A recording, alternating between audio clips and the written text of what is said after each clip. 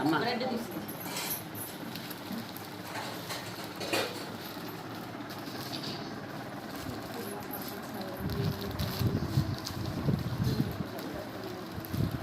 ఈరోజు మన శ్రద్ధ ఆశ్రయ మందిరానికి పూర్ణిమ గారు వారి నాన్నగారి 28వ వర్ధంతి సందర్భముగా మీకు మంచి భోజనం పెట్టి మీకు మంచిగా చూసుకోవాలని మాకు చెప్పారు.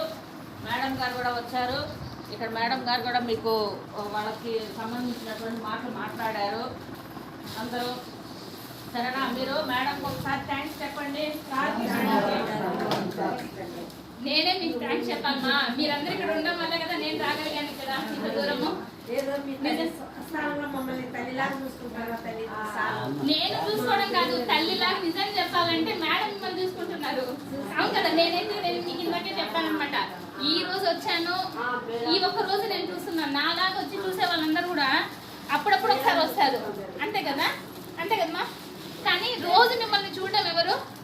మేడం మాత్రమే కదా. మేడం మీతో పాటు ఇక్కడ మీకు వర్క్ చేసే వీళ్ళందరూ కదా మిమ్మల్ని చూస్తున్నారు. నేను చూసేదైతే చిన్న ఏదైతే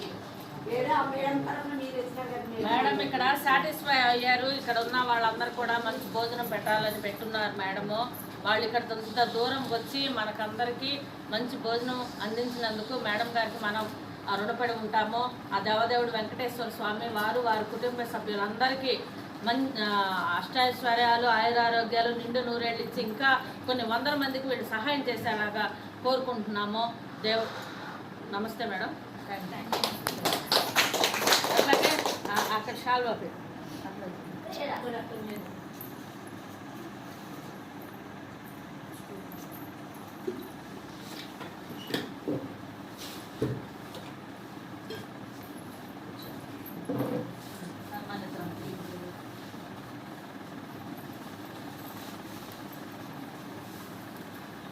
చిన్న వీడియో థ్యాంక్స్ చెప్పండి అందరూ.